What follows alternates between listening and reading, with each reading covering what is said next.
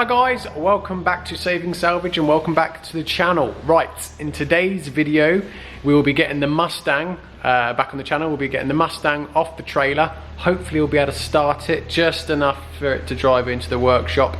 And what we will be doing first of all is giving it a wash because it was covered in dust and just dirt and just general debris from being sat around for a month. And I did also learn from the last time to wash the car before I put it in the workshop, as I got enough grief off of a lot of people for the S3. So we'll be cracking on with the Mustang and getting it onto the ramp to start the strip down. As always guys, if you do enjoy these videos, please do give it a like, and if you have any comments in the comment section below, please do add it. And if you haven't already, please do subscribe to the channel, and also head over to my Instagram page, which is saving_salvage, just to check out some pictures during the week in between video drops. So I thought I'd actually quickly show you why I've got it here. The RS3. The RS3 is booked into the body shop. That's going to go tomorrow to get the side skirts done. I have actually come to a decision. I'm going to have a go at redoing the rear bumper, but I'm going to spray the whole thing myself. But I just thought I'd show you the door. This is the driver's door that I painted myself. That's all now been refitted and actually come out really well. Look, really happy with how it's come out. That's the door I painted myself and just refitted it. And I'm really happy with how it's come out. Perfect colour match. Spot on. So that's the RS3. Now let's go over to the Mustang.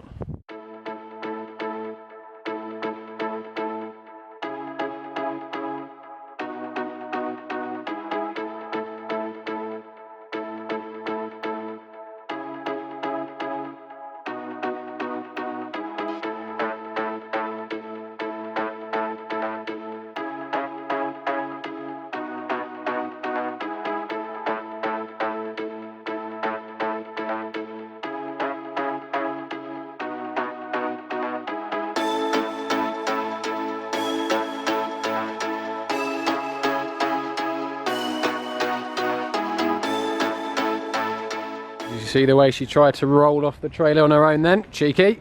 But luckily we still had the winch attached to it, which I did on purpose just in case the handbrake was clearly not good enough, which it wasn't. So right, we've now got her off the trailer. A bit worried about this bumper dragging and getting ripped up. I know it's mullered anyway and needs a new one, but there might be a few salvageable parts on it. So what I might try and do now, as it's 90% off anyway, I might just see if we can remove this. I don't know, again, I'm doing all this for the first time guys. If I remove this, it might just, the whole bumper might be able to come off. It might be able to drive into the workshop a lot easier. So we'll give that a go.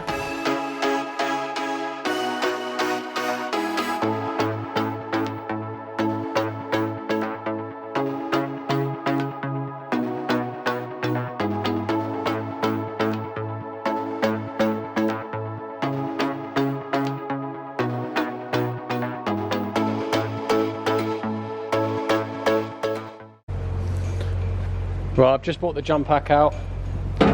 If she does start, I'm just going to have to quickly drive it and put it in the workshop because I don't want it running too long with no coolant in the radio or anything. So let's just quickly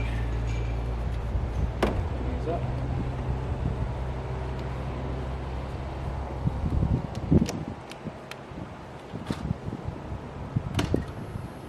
Try and find the key.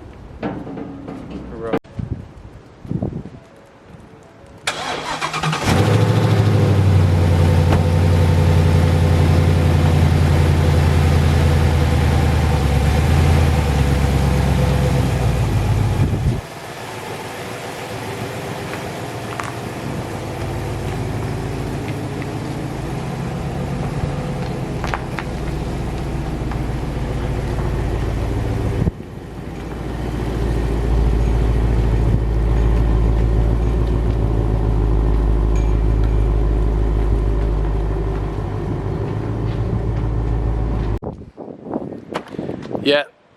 Yep, so I completely forgot about washing it. Too eager to get it in the workshop, but don't worry, I just remembered in the nick of time. So we've got it out in my designated wash area.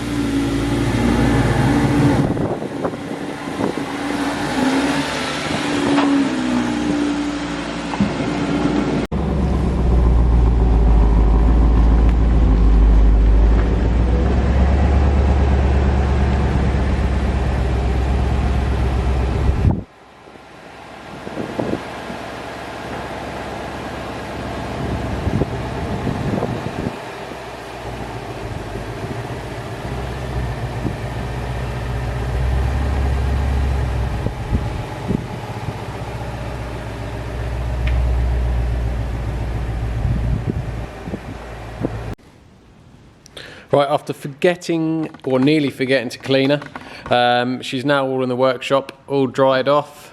Left it to dry overnight because I had to dash last night. But it's looking pretty clean. She's come out nice. Obviously I didn't put too much effort into cleaning it because it's just going to get dusty getting here. So I might give it a full machine polish when she's all done. But come out nice. But it's come out nice, look. No damage on the rest of the paintwork. So everything from the windscreen back is all good. So all last night I was watching Goon Squad's Mustang build, and after watching that, it's pretty much identical to my one, I think. Let's just put this down. It's pretty much identical to my one, apart from that damage was mostly here. So the good thing about the Mustang, I suppose, is that the engine's actually quite far back. So I don't know if you're able to see it, but there's actually quite a lot of room in between the front of the engine. There you go, that's probably the best way to sit here, look. But in that gap, look, there's probably a good 9 inches gap between the back of the rad pack and the front of the engine. So that's probably worked in my favour, because that hopefully means there hasn't been too much damage.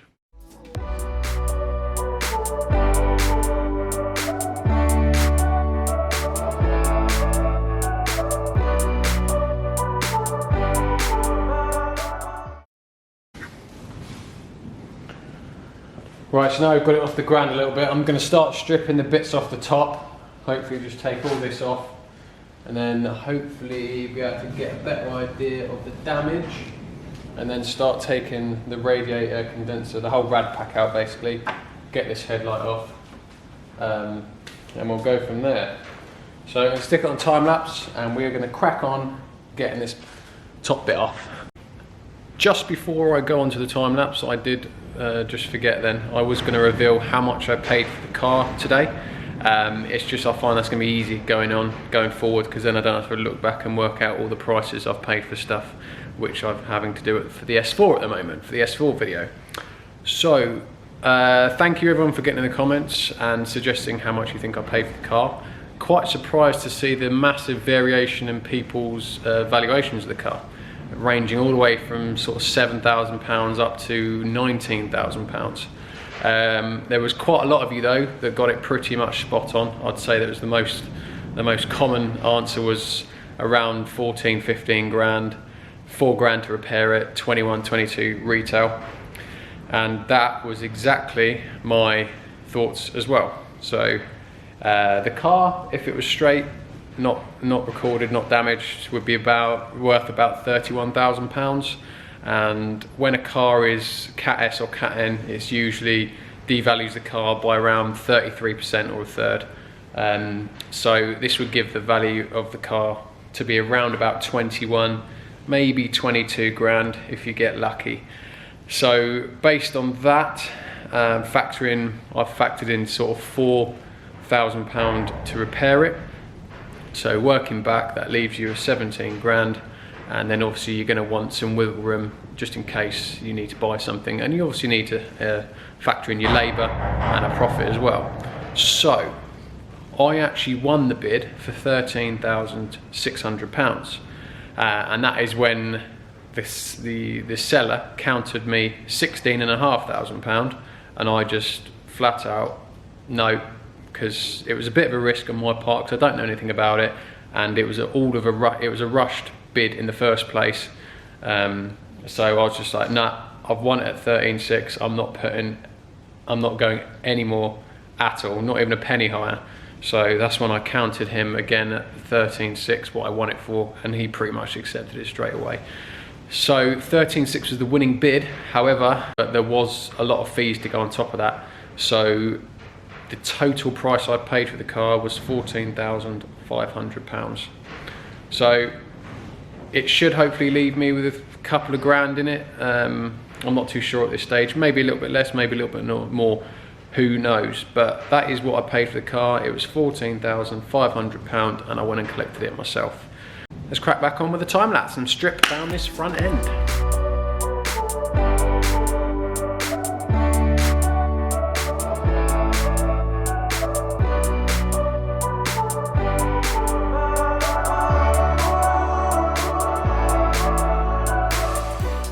So as you just saw there, we just started stripping the front end, and this is what we've managed to take off so far. So we managed to get them top little bit of rails off there. They're all just broken anyway. Got the airbox off, we've got the near side headlight off, which is pretty much knackered. All the brackets are broken and there's a hole in the bottom of it. There, so that's pretty knackered. We've got our top bonnet lock with the top like cross frame member off. We've pulled our condenser out, and we've also pulled our radiator out with our cooling fans attached. I haven't looked too far into these cooling fans yet. As you can see, it is broken at the bottom there, but whether I'll be able to reuse that, I don't know yet. Might be easier just to get a new one. So it leaves us with a bit more of a hole at the front and a bit more of an idea of what's happening. So if you look at the frame here, look, so obviously the impact here, and what's actually happened by the looks of it is it's twisted both chassis legs that way. So the kink point here, let me just get my torch. The kink point is just where I'm shining my torch there. Look, that's where it's bent to the right, and also there, look. So also here is the kink point, that way you can see there, look, that is where it's bent to the right also. So I'm not a frame expert, so I have no idea what can be salvaged and what can be straightened or not. So I will leave it up to the experts, but that looks like where our kink is on both sides. So I'm now just going to phone around and see who can do what, and what needs to be, if anything needs to be cut out and a new chassis legs welded in or anything like that. But for now, that is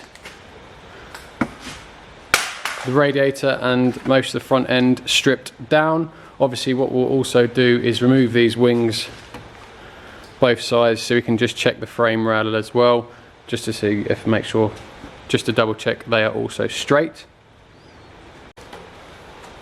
And also we need to check our subframe as well. I mean, it looks fairly straight just from looking at it. But obviously we don't know. We'll have to get up in the air and have a look at that a bit more. But for now, we've got our front end off and we can see where it's bent and twisted. So now it's just going to be contacting someone who knows what they're doing to see what can be done for it. Right guys, that's it for today's video. As you can see there, we've got most of the front end stripped, revealing the damage to the frame. Hopefully I'm going to get in contact with some people now and see what can be done to repair it, whether it can just be straightened, because it doesn't look too bad. I don't know anything. I don't know how the structural integrity is, whether you've then got to put reinforced plates in and weld them in as well. But I will get in contact with some guys now to see what can be done. If the repair of this is under my sort of £4,000 budget, I do have a few plans for the car. I was going to get the wheels refurbed in gloss black. I was going to get some spacers put on the wheels to beef them up a bit and just give it that overall nicer stance. I was also going to get the windows tinted on the rear, de-chrome to gloss black, and also maybe a muffler delete. I haven't really looked any more into it. I don't really know what else you can do. So if anyone's got any ideas of what you can and can't do to these, just easy, subtle mods that don't cost too much. Any comments, drop them in the comment section below and I will definitely read them.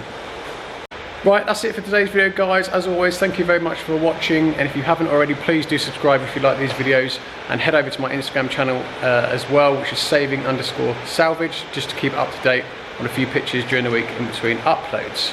Right, as always guys, thank you very much, and I'll see you in the next one.